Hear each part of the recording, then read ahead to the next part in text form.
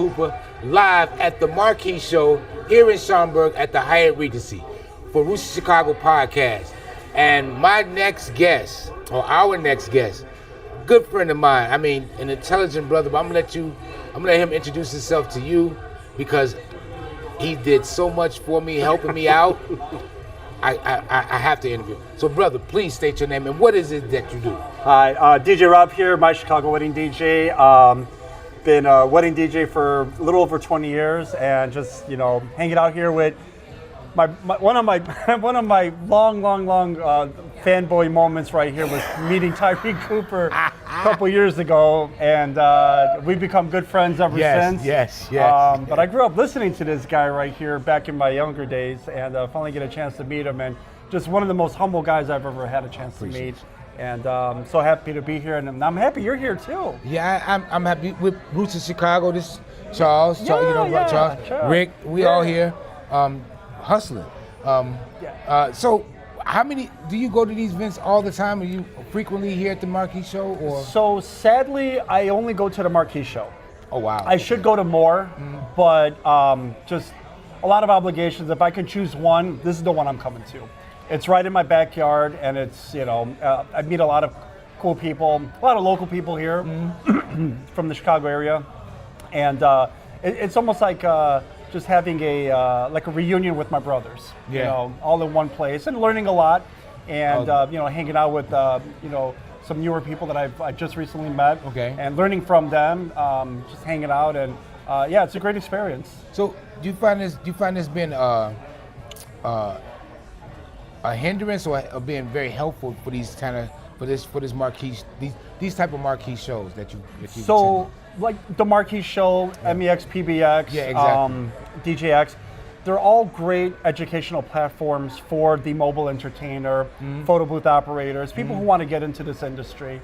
And I've always been a believer that we're not experts in anything, Right. And I feel like every year I come to these events, to these networking events, I learn something. I learn from other people, and it ups my game, and it makes me a better business person, better DJ, and not only that, I like to give back. So whatever I've learned, I like to pass it on, and try to elevate our industry. And I don't know if I've ever told you this though, T, but there's a saying that I have. I don't know where I got it from, but there's a saying that I have. Like if you water my flower and I water your flower, together we grow. You see? So that I've always lived by that creed, and that's why I'm here. And I want to see all of my fellow colleagues succeed in this business, and whatever I can do to help them. Yeah. So you've been part of this I want to say mobile DJ service community as a wedding DJ, because his name is my wedding DJ. Well, it's my Chicago wedding DJ. My Chicago wedding DJ. That's how we became friends and everything. And like I said, he helped me with everything from OBS when I started doing Twitch. Very insightful, and he was telling me about his business that he does weddings and everything. So I was curious, how has the wedding game changed, the wedding DJ game, or getting the clients and right? Has that changed over the years? So how it's changed over the years is Instagram and Facebook and TikTok.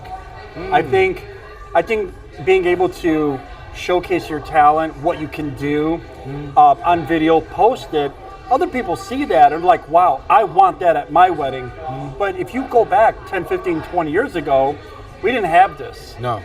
So it was all word of mouth, or they came out to see you. And it was really, really cumbersome to not only the client have to get up and drive somewhere to see you, or trust, their coworkers, or maybe even have saw you at an event and they're like, I want you, right? But I think Instagram, Facebook, and TikTok and X has opened up a wider range of marketing for us, where we have a platform now where we can share, our best, Like for you, for example, I know about you because of what? I heard you on the radio. Yeah, for sure. Your radio was your platform. Right. So video marketing right now, Facebook, Instagram is our platform. Okay. So has the fees changed I'm just random question. You don't have to get it precise. Yeah. But has the fees gone up or down, or kind of like shaped off? Like Fees are going up. And they should go up rightfully because, with inflation, right, etc. Gas prices have gone up. Yes. That all has to get passed down somewhere. Okay, right, so right. If gas prices go up, for example, it costs us more money to produce your event. Yeah. We don't charge extra. Now we're losing instead of gaining. But we should always be in the market to, do a good job for our clients, but also feed ourselves. Yeah, we've got mortgages, we've got kids we've got to put through college, and if we're always breaking even, we're never going to go anywhere. Yeah. So we absolutely have to charge a fair market price, I think. I would imagine so. Yeah. I mean, you can't. I mean, unless you're married, or unless it's, I don't know, Michael Jordan or Kevin Durant or somebody is getting married. Yeah, I guess you can charge an enormous fee, but for the most part, it has to be fair. Yeah, and it's a funny thing you just mentioned that, and that's another thing I actually look at is the client, right? Mm-hmm. If it's a, Michael Jordan or Kevin Durant, I actually don't charge extra because they're celebrities or they could pay my fee. I don't, because I want my clients to get the same exact experience that I would do for Michael Jordan as I would do for them. It does not matter to me how much money you make, how big your house is. You're my client. What is it that you want? We'll deliver it. So how did you get started into this? Sadly, I couldn't break dance when I was a kid.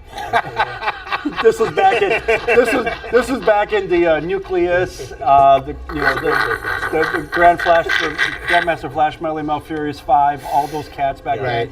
Watching Beat Street, one of my favorite movies growing up. I grew up in a very sheltered house, so being able to see that was very taboo. Remember that movie Footloose? Oh fuck yeah, Kevin. So it was kind of like that. Like I was sheltered, and watching Beat Street was my Footloose.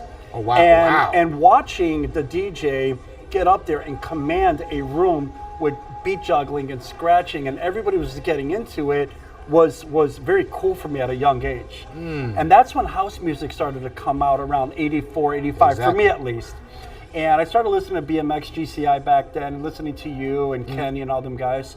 And I was just enamored by how you can take two records together. Okay. And of course with the breakdancing, I wanted to be around my friends. Okay. I couldn't dance, but I wanted to be in that same environment. So I took a liking to music because I figured that's what I could do. I had a good ear for music. So I became the guy that would actually put together all the cassette tapes for all the breakers in the neighborhood. So, but that was all I was doing. I'll be honest with you. I had my finger on the play and record button on my radio, and just hit a song and then pause it. Next song, hit it, pause it. Right? Oh wow! So I told you I used to do that with the mixes back then. Yeah. Like, I was listening on the radio. You used to do that on the radio, and you used to just hit on make your own mixes. Yeah. That was pause mixes. I didn't want to hear certain songs. Yeah. And then the following day, we'd bring out the cardboards from the refrigerators out on the street, and we'd start breaking. I would have all the music. So I think that kind of started I can do this, and people like my music curation. So then it became records, and then so on and so forth. So that's kind of like where I started. And that's what got me into the art of DJing and being able to give back audibly to my clients. So. And then like becoming a wedding DJ, how did that come about? So backtracking a little bit, I worked a lot of clubs back in the days, right? So it was all the North Side ones, Centrum, Eric's North, White Star, Excalibur, all the ones owned by a la carte entertainment. Once I got to about 31, 32 years old, I didn't want to be in that environment anymore. I literally plateaued. It's just the late nights were getting to me. It's just that environment. Yeah. I mean, it is what it is. But as I got older, I started to appreciate life a little more, and not getting home at 2, 3 o'clock in the morning, missing my kids' baseball games in the morning, stuff like that. So I just took a step back from that and said, what can I do to still be relevant? I still want to do music. What can I do to be relevant in this industry? So I started doing corporate events and weddings, but still bringing that high energy dance format, the beat juggling, the scratching, making it really hype, like in a club environment. So that's kind of like where I pretty much ended, was from like my early 30s until today.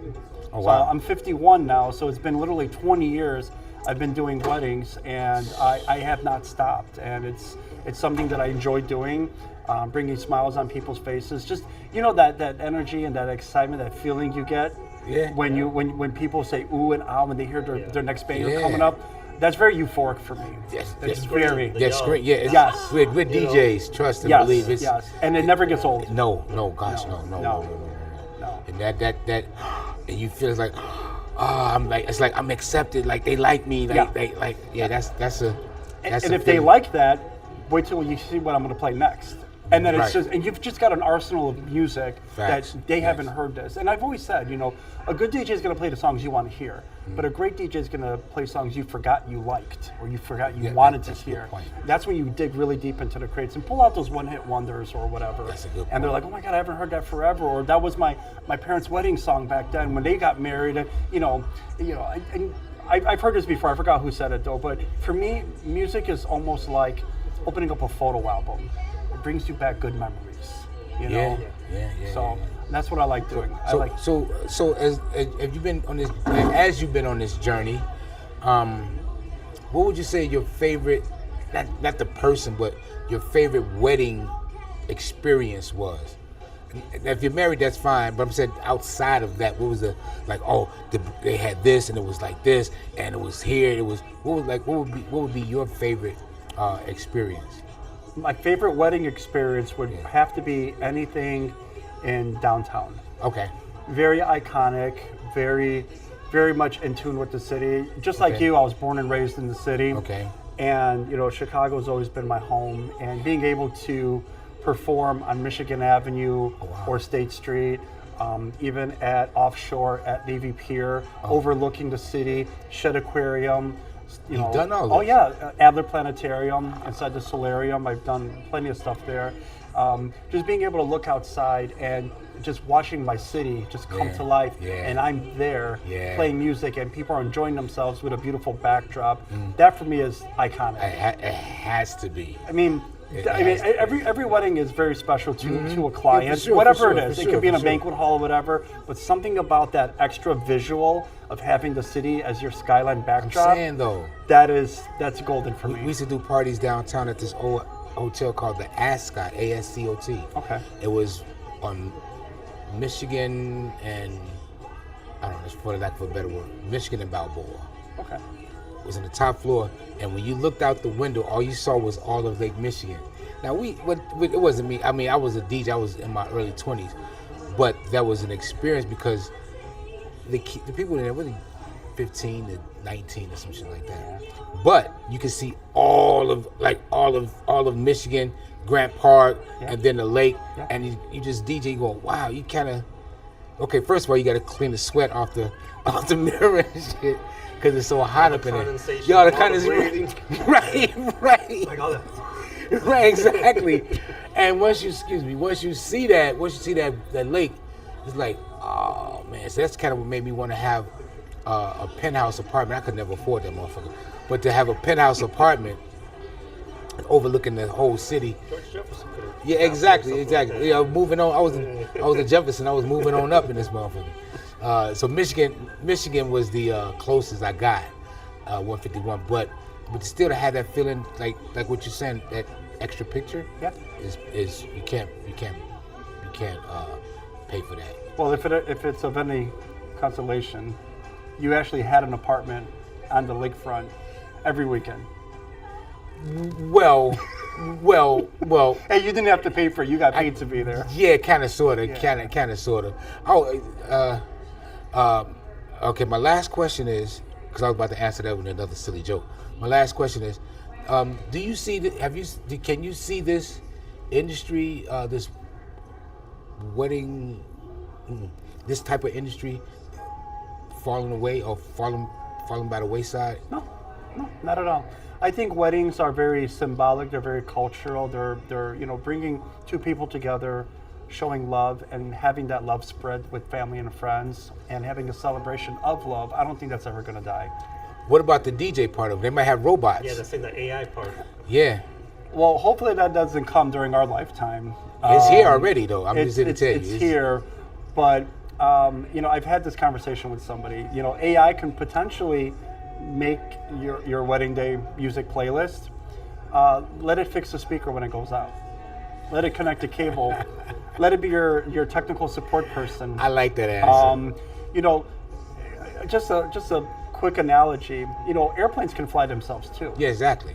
What happens when something breaks on the airplane? Who's going to be there to? The pilot got to be there to. So we're the pilot of this journey. We are the pilot of music. Oh, especially. Yeah. So okay, when this is over with, the three of us, we need to get out of here. Can we get us a plane? You got to have your own pilot. You go kick it with us. Just have somebody to fly us. Oh, can I be your pilot? No, who we gonna talk to and have fun with? The fuck? It's my guy here. Why would you want to? I know you can fly. He can fly a plane. That's he can fly. Yeah, he can actually fly a plane. Yeah. But that was my last question, brother. It's always good to see you. See. Always, man. Always good seeing you. Yes. Man, Thanks great for seeing coming you out. again. Yeah. Big ups for the man. I love this shirt, by the way. Oh, yes. I wear this as much as I can to That's support cool. the brand. I really do. Please. Yeah.